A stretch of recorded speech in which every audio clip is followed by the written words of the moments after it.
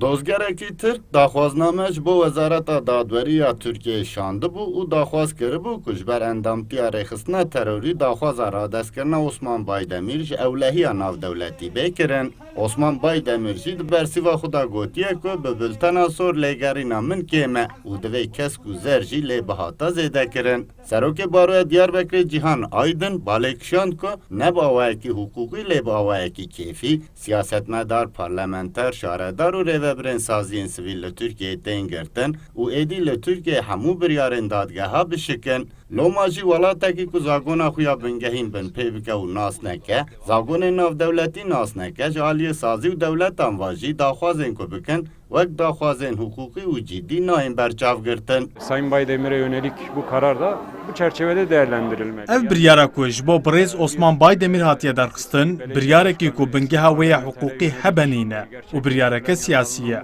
Baydemîr şaredarî kiriye, parlamenterî kiriye û siyasetmedarekî ye. Lê mixabin bi hezaran siyasetmedar, parlamenter, şaredar û rêveber û endamên saziyên sivîl û partiyên siyasî ya tên girtin, yan jî tên nefî kirin. Tirkiye hem hukûk û zagonên xwe, hem jiyên navdewletî bin pê dike û baweriya dewletan jî bi biryarên li Tirkiyeyê tên dayîn nayê. Loma jî ev daxwaz bêkirin jî, nebawerim ku wek daxwazeke hukûkî bêdîtin û nirxandin.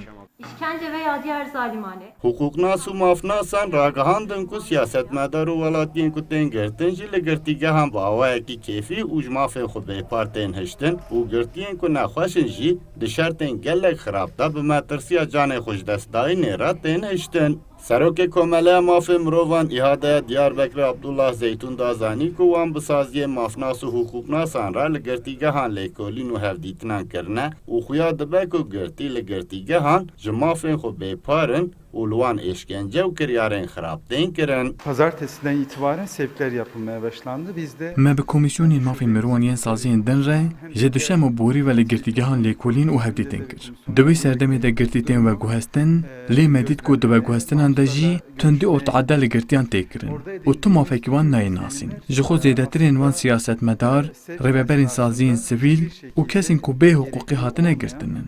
Me jî îro van daneyên binpêkirina parve kir û em ji rayedaran daxwaza serrastkirina rewşa li girtîgehan dikin. Hatta xuyandin ku ji ber rewşa li girtîgehan jî girtî amadekarî dikin ku dest bi çalakiya birçîbûnê bikin û bang û daxwaz hat kirin ku rayedar bi serrastkirina şertên li girtîgehan pêşî li encamên xeternak bigirin. Sıddık Eren, Kurdistan 24, Diyarbekir.